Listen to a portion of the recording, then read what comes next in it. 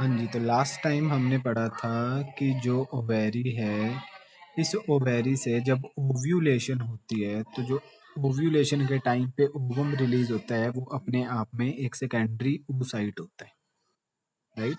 It is a secondary oocyte, right? तो कहते हैं कि जो सेकेंडरी oocyte होता है, ये प्राइमरी कब होता है? जब ये इनिशिएशन स्टेज में होता है, प्राइमरी फॉलिकल होता है, तब ये प्राइमरी oocyte होता है। और जैसे जैसे ग्रोथ चलती है, वैसे वैसे ये प्राइमरी से सेकेंडरी में कन्वर्ट होते हैं। जो बाहर वाले सेल्स होते हैं वो प्राइमरी फॉलिकल से सेकेंडरी, सेकेंडरी से टर्शियरी, टर्शियरी से ग्रेफियन फॉलिकल बन जाते हैं। लेकिन जो अंदर वाला सेल होता है या अंदर वाला oocyte होता है, वो शुरुआत में तो सिर्फ प्राइमरी oocyte होता है, लेकिन बाद में वो सेकेंडरी oocyte बन जाता है। और सेकेंडरी oocyte ही होता है जब ओव्यूलेशन हो जाती है, यानी कि जब एग सेल रिलीज होता है, तब वो अपने आप में सेकेंडरी oocyte होता है। अब ये सेकेंडरी oocyte होता क्या है और आगे जा कर के इसके साथ मतलब क्या रोल प्ले होता है, इसका क्या काम होता है, तो ये चीज़ अभी आपको आगे चैप्टर के अंदर पता लगेगी, अभी इसी चैप्टर में। तो ये सारी डिस्कशन इन्होंने यहाँ लिखी है जो आपको एक्सप्लेन की गई थी अभी। बाकी इसमें कुछ पोलर बॉडीज का कॉन्सेप्ट है, पोलर बॉडीज क्या होती हैं, मियोटिक डिवीजन क्या होती है, तो ये सारा रोल अब आप इसके अंदर आगे पढ़ोगे। जो हमारा अगला कॉन्सेप्ट है, दैट इज ओवम की फॉर्मेशन। जैसे आपने पीछे कंसेप्ट पढ़ा था स्पर्मेटोजेनेसिस, उसमें क्या था, स्पर्म की फॉर्मेशन होती थी। अब ये क्या है, ये oogenesis है, जिसमें oocyte की फॉर्मेशन होती है। oogonia से सेकेंडरी oocyte, जिसको हम बोलते हैं, इसकी फॉर्मेशन होती है, सेकेंडरी oocyte की फॉर्मेशन होती है। जो अभी अभी हमने पढ़ा है कि ओवम से रिलीज होता है, मीन्स कि ग्रेफियन फॉलिकल से रिलीज होता है, जिसको हम ओव्यूलेशन प्रोसेस बोलते हैं। ओके जी, तो कहते हैं कि स्टार्टिंग में क्या होता है, हमारे पास oogonia सेल्स होते हैं। oogonia से भी पहले आप कह सकते हो कि जर्म सेल्स होते हैं। ये अगर आप उस वीडियो में देखोगे जो मैंने आपको भेजी थी पहले ओवरी के बारे में, तो उसके अंदर मैंने आपको बताया था कि जो ओवरी होती है, इसकी आउटर लेयर जो है वो जर्म सेल से बनी होती है, और उससे डेवलप होकर के, उससे डिवाइड होकर के नए सेल बनते हैं, जिनको oogonia बोलते हैं, राइट? वो कहते हैं कि ये जो oogonia सेल्स होते हैं, ये वही oogonia सेल्स हैं जो आगे जा कर के प्राइमरी oocyte बन जाती है। oogonia से माइटोसिस डिवीजन होती है और प्राइमरी oocyte बन जाते हैं। तो अब अगर इसको मैं एज ए एक ओवरी लेकर के एक्सप्लेन करूँ, तो ये अगर एक ओवरी है, ओवरी में अदर जो कह लो कि पार्ट है, वो सारा उसके अंदर जो है वो स्टोमा होता है, जिसको हम उसका जेली लाइक सब्सटेंस बोल देते हैं ओवरी का। तो ओवरी की जो लेयर है वो तो आप कह सकते हो कि जर्म सेल्स की बनी हुई है, और उससे डेवलप होकर के, डिवाइड होकर के नए सेल बनते हैं, जिनको हम oogonia बोलते हैं।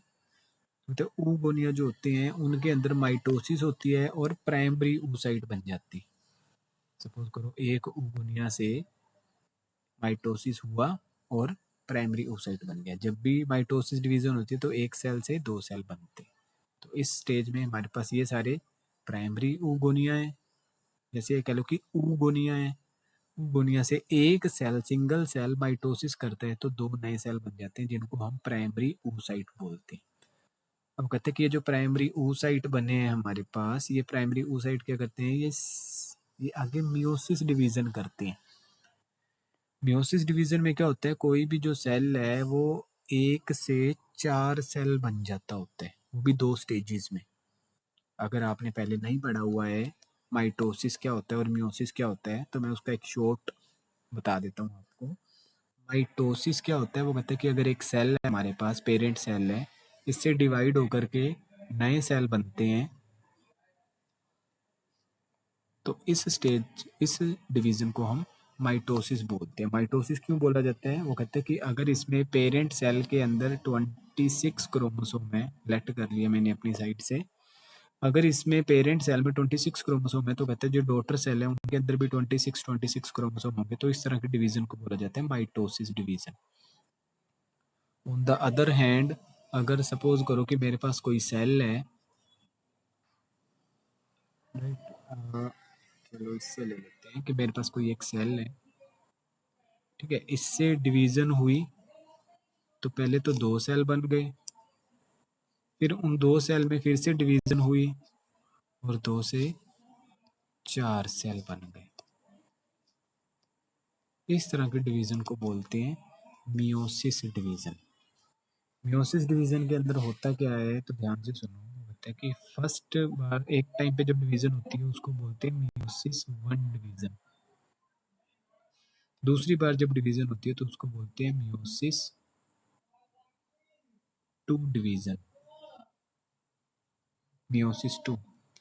तो कहते हैं कि इसके अंदर अगर क्रोमोसोम की बात करें से, अगर पेरेंट सेल में क्रोमोसोम 26 हैं तो एक बार डिवीजन होने के बाद जो नए सेल बनेंगे उनमें क्रोमोसोम 13 हो जाएंगे, यानी कि डिवाइड हो जाएंगे। और उसके बाद जब सेकंड मियोटिक डिवीजन होगी तो फाइनली जो लास्ट सेल होंगे उनके अंदर, सभी सेल के अंदर 13 क्रोमोसोम बनेंगे, मतलब 13 क्रोमोसोम वाले सेल बनेंगे। यानी कि इन शॉर्ट मियोसिस कंप्लीट होने के बाद हमारे पास जो पेरेंट सेल होगा और जो डॉटर सेल होंगे उनमें क्रोमोसोम की क्वांटिटी पहले से हाफ रह जाएगी, तो इसको बोलते हैं मियोसिस डिवीजन। तो माइटोसिस और मियोसिस के कॉन्सेप्ट को समझने के बाद अभी चलते हैं टॉपिक पे दोबारा। कहते हैं कि जो हमारे पास प्राइमरी oocyte बने थे, ये जो प्राइमरी oocyte हैं, तो कहते हैं प्राइमरी oocyte के बाद इन सेल्स के अंदर फर्स्ट मियोसिस डिवीजन होती है। तो किसी एक सेल में भी अगर फर्स्ट मियोसिस डिवीजन होएगी तो 2 नए सेल बनेंगे। तो इन्होंने कहा है कि जो 2 नए सेल बन रहे हैं उनमें से एक सेल कह लो कि बड़े साइज का सेल होगा और दूसरा सेल एक शॉर्ट साइज का सेल होगा। तो यहाँ पर इन्होंने ये कहा है कि एक बार मियोसिस होने के बाद हमारे पास क्या बन जाएगा, एक स्मॉल साइज का सेल बन जाएगा जिसको पोलर बॉडी बोला गया है, से कि ये पोलर बॉडी है। और दूसरा जो है वो सेकेंडरी oocyte बन जाएगा, तो इसको मैंने सेकेंडरी oocyte बोल दिया, ये सेकेंडरी oocyte है। ओके, तो कहते हैं कि ये जो सेकेंडरी oocyte है ये कब तक रहेगा सेल के अंदर। वो कहते हैं कि ये जो प्राइमरी oocyte था हमारे पास उसके अराउंड क्या आती है, फॉलिकल सेल्स की लेयर आ जाती है, फिर हम इसको प्राइमरी फॉलिकल बोल देते हैं। प्राइमरी फॉलिकल के बाद फिर ये फॉलिकल सेकेंडरी फॉलिकल बन जाता है। सेकेंडरी फॉलिकल बनता है तो इसके अंदर का जो oocyte होता है वो भी प्राइमरी से सेकेंडरी oocyte बन जाता है, जैसे अभी आपको डायग्राम में दिख रहा है। सेकेंडरी oocyte के बाद फिर इसके अराउंड एक और सेल्स की, ग्रेन्युलोसा सेल्स की लेयर आ जाती है, तब हम इसको टर्शरी फॉलिकल बोल देते हैं। फॉलिकल टर्शरी होता है लेकिन उसके अंदर जो oocyte है वो सेकेंडरी तक ही रहते हैं, राइट। और इसके बाद फिर थर्ड स्टेज में जाकर के ये ग्राफियन फॉलिकल बन जाता है, यानी कि और ज़्यादा मैच्योर हो जाता है। और ज़्यादा मैच्योर होने के बाद फिर इसके अंदर से ओव्यूलेशन हो जाती है, यानी कि जो सेकेंडरी oocyte है वो ओवरी से बाहर रिलीज हो जाता है। बाकी सारी जो बॉडी है वो ग्रेन्युलोसा सेल्स की खाली बच जाती है, जिसको हम कॉर्पस ल्यूटियम बोलते हैं। तो कहते हैं इस तरह से फर्स्ट मियोटिक डिवीजन होने तक जो है वो सेकेंडरी oocyte बना रहता है हमारे पास। अब अगर बाकी चीज को निगेट कर दिया जाए तो हमारे पास इन द एंड क्या निकल करके आया है कि जब भी ओवम रिलीज होगा ओवरी से उस टाइम वो सेकेंडरी oocyte होगा और उस टाइम उसमें सिर्फ एक बार मियोसिस डिवीजन हुई होगी, राइट। अब बात आती है सेकंड मियोटिक डिवीजन की, कि सेकंड मियोटिक डिवीजन कब कंप्लीट होती है। तो कहते हैं कि जब सेकेंडरी oocyte जो है उसके साथ कोई एग फर्टिलाइज कर जाता है, यानी कोई sperm cell egg, sperm cell कोई फर्टिलाइज कर देता है जब उस सेकेंडरी oocyte को, तब वो जो सेकेंडरी oocyte होता है वो डेवलप होकर के एक मैच्योर सेल बन जाता है और फिर उस सेल के अंदर सेकंड मियोटिक डिवीजन कंप्लीट होती है। ये कह लो कि फर्टिलाइजेशन के टाइम पे ही सेकंड मियोटिक डिवीजन स्टार्ट हो जाती है, M2 डिवीजन शुरू हो जाती है। और जो सेकंड मियोटिक डिवीजन शुरू होती है तो फाइनली वो फर्टिलाइज होने के बाद ओवम भी बन चुका होता है। और क्योंकि सेकंड मियोटिक डिवीजन होती है तो इसलिए उसमें 2 सेल बनते हैं, एक स्मॉल साइज का सेल ओके जी, तो फिर इसके बाद स्टार्ट होता है हमारे पास मेंस्ट्रुअल साइकिल। मेंस्ट्रुअल साइकिल क्या होता है? वो कहते हैं कि मेंस्ट्रुअल साइकिल ज़्यादातर चलता है प्राइमेट्स के अंदर, और ओएस्टस साइकिल अगर आपने फर्स्ट चैप्टर पढ़ा है तो आपको पता लग जाएगा, ओएस्टस साइकिल चलता है नॉन प्राइमेट्स के अंदर, यानी नॉन प्राइमेट्स की बॉडी में। प्राइमेट्स में क्या क्या आ जाता है? मंकीज आते हैं, एप्स आते हैं और ह्यूमंस आ जाते हैं। तो इनकी बॉडी में जो साइक्लिक चेंजेस आते हैं रिप्रोडक्शन में, रिप्रोडक्टिव स्टेजेस में, तो उनको हम मेंस्ट्रुअल साइकिल बोलते हैं। कहते हैं जो फीमेल्स में फर्स्ट टाइम मेंस्ट्रुअल साइकिल होता है उसको हम मीनार्च बोलते हैं, और ये लगभग 28 डेज का एक टाइम पीरियड का एक साइकिल होता है। और इसमें कुछ इवेंट्स चलते हैं, उन सभी इवेंट से मिल करके पूरा एक साइकिल बनता है, तो उसको हम मेंस्ट्रुअल साइकिल बोल देते हैं। मतलब इस ये जो साइकिल है फीमेल्स के अंदर लगभग 45 से 50 ईयर की एज तक चलता है, और तब ये लास्ट चल रहा होता है। उसके बाद फिर मेंस्ट्रुअल साइकिल चलना बंद हो जाता है। तो जब लास्ट मेंस्ट्रुअल साइकिल चलता है तो उसको मेनोपॉज बोल देते हैं, और फर्स्ट मेंस्ट्रुअल साइकिल चलता है तो उसको मीनार्च बोल देते हैं। फिर अगर इसको आगे देखें तो कहते हैं कि जो मेंस्ट्रुअल साइकिल होता है इसको अगर बात करते हैं सबसे पहले फेज की, तो मेंस्ट्रुअल साइकिल का पहला फेज इन्होंने एक्सप्लेन किया है ब्लीडिंग फेज। ब्लीडिंग फेज क्या होता है? या इसको मेंस्ट्रुअल फ्लो फेज भी बोल सकते हैं। मतलब इस फेज के अंदर क्या होता है, तो अब इसको ध्यान से समझना। तो जो मेंस्ट्रुअल फ्लो होता है, ओके, ये मेंस्ट्रुएशन जब शुरू होती है तो लगभग 3 से 5 दिन तक कंटिन्यूसली होती है, यानी कि लगभग 3 से 5 दिन 4 दिन तक ये फ्लो होता है। उसके बाद नहीं होता है, मंथ में सिर्फ 2-3 दिन के लिए ही होता है ये। देन मेंस्ट्रुअल फ्लो किस वजह से होता है? क्योंकि उस टाइम यूट्रस के अंदर जो एंडोमेट्रियम लेयर है वो ब्रेक हो चुकी होती है, इस वजह से वो ब्लीडिंग चलती है और वेजिना के थ्रू बाहर आ जाती है, तो उसको हम मेंस्ट्रुअल फ्लो बोल देते हैं। मतलब मेंस्ट्रुएशन को अगर हम स्टार्ट करें तो इसको अगर मैं अपने कंसेप्ट से एक्सप्लेन करूं तो क्या होता है, ध्यान से समझना। ताकि जो फीमेल्स में ओवरीज होती हैं,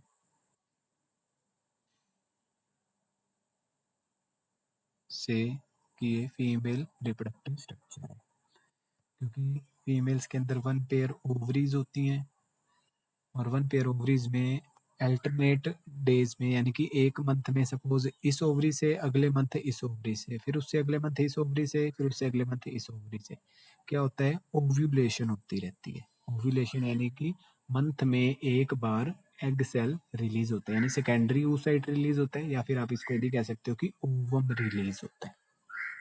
ओके, तो कहते हैं कि जब ये ओवम रिलीज होता है, तो अगर मैं मान के चलता हूँ कि जो फीमेल्स हैं इनमें जो टाइम पीरियड होता है पूरे साइकिल का, वो 1 से लेकर के कितने दिन का होता है, लगभग 28 डेज का टाइम पीरियड होता है, जिसको हम मेंस्ट्रुअल साइकिल बोलते हैं। ओके, तो कहते हैं कि इसमें जो पहले 1 से लेकर के कह लो कि 13 डे होते हैं, 1 से लेकर के जो 13 दिन होते हैं, उन दिनों में क्या होता है, उन दिनों में जो एग सेल है, एग सेल कौन सा, जो ओवम रिलीज हुआ है, ये ओवम कहाँ पर होता है, ये ओवरी के अंदर प्रेजेंट होता है। और ओवरी के अंदर ये क्या होता है, ये प्राइमरी oocyte बनता है, सेकेंडरी oocyte बनता है, और फिर primary follicle, secondary follicle, tertiary follicle और ग्रेफियन फॉलिकल, जो अभी आप पीछे पढ़ के आए। तो ये फॉलिकल्स बन करके ओवम रिलीज हो जाता है, तो इसको कम से कम 13 दिन का टाइम लगता है, यानी ओवरी के अंदर अंदर मैच्योर होने में, ओव्यूलेशन होने तक इसको 13 दिन का टाइम लगता है। और फिर 14वें दिन पे क्या होता है, 14वें दिन पे वो कहता है कि ओव्यूलेशन ही हो जाती है, 14th डे पे ओव्यूलेशन हो जाती है, यानी कि ओवम जो है वो ओवरी से निकल करके किस में आ जाता है, फेलोपियन ट्यूब के अंदर आ जाता है, जैसा कि आपको यहाँ डायग्राम में दिखा रखा है फेलोपियन ट्यूब में। लेकिन अभी यहाँ पे समझने वाला कॉन्सेप्ट क्या है कि 1 से लेकर के जो 13 डेज होते हैं, उसमें अभी क्या बताया मैंने कि ओवरी के अंदर वो एग सेल मैच्योर हो रहा होता है। इन्हीं 1 to 13 डेज के टाइम पीरियड में जो यूट्रस होता है उसके इनर सरफेस पे ब्लड लाइनिंग डेवलप हो जाती है।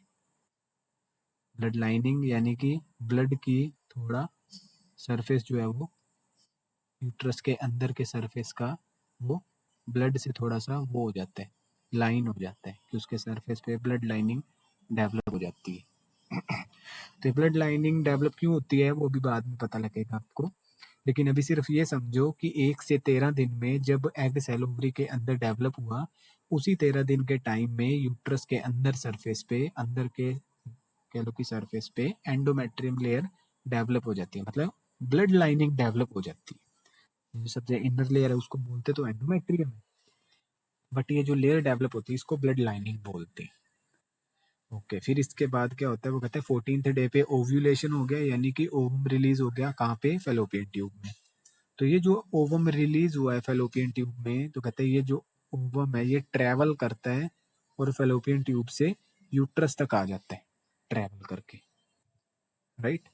यहाँ तक आने में भी इसको काफ़ी टाइम लग जाता है, लगभग 5 से 7 दिन लग जाते हैं नॉर्मली, या इससे भी ज़्यादा टाइम लग जाता है कई केसेस में, 10 एक दिन का भी टाइम लग जाता है।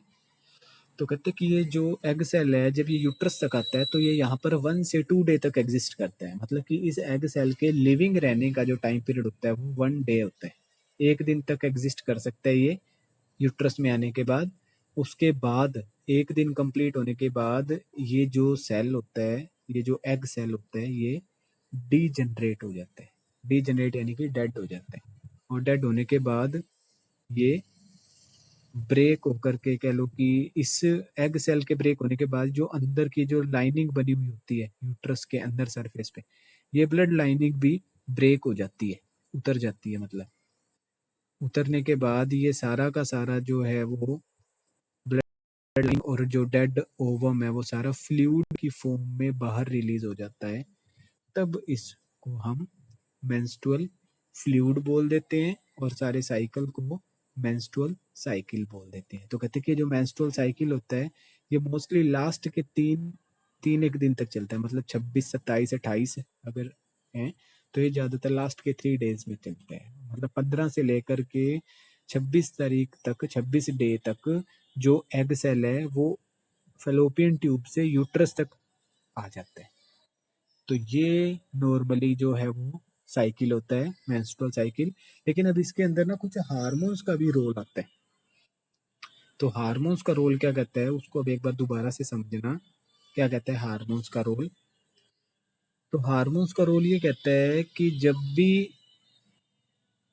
जब भी पिट्यूटरी ग्लैंड से 2 हार्मोन निकलेंगे, मतलब जैसे ही जो 1 से 13 डेज है ना, इन टाइम पीरियड में पिट्यूटरी ग्लैंड से हार्मोन निकलेगा। सबसे पहले एक हार्मोन निकलेगा FSH, जिसको हम बोलते हैं फॉलिकल स्टिमुलेटिंग हार्मोन। तो जब वो फॉलिकल स्टिमुलेटिंग हार्मोन जो है वो 1 से 13 डेज के टाइम पे निकलेगा पिट्यूटरी ग्लैंड से, और वो हार्मोन जाकर के सीधा कहाँ आएगा, वो ओवरी के अंदर आएगा। ओवरी के अंदर किसको जाकर के एक्ट करेगा, टारगेट करेगा, तो ओवरी के अंदर जाकर के वो FSH हार्मोन फॉलिकल सेल्स को टारगेट करेगा। फॉलिकल सेल्स कौन सी होते हैं ये ऊपर आपको डायग्राम में दिखा रखे हैं, जो सेकेंडरी और प्राइमरी oocyte के चारों तरफ ग्रेन्युलोसा सेल्स होते हैं उन्हीं को ही फॉलिकल सेल्स बोलते हैं। तो कहते हैं कि ये जो FSH हार्मोन है ये जाकर के ओवरी के अंदर उन फॉलिकल सेल्स के ऊपर एक्ट करता है और उन फॉलिकल सेल से एक हार्मोन रिलीज करवा देता है जिसको हम प्रोजेस्टेरोन हार्मोन बोलते हैं।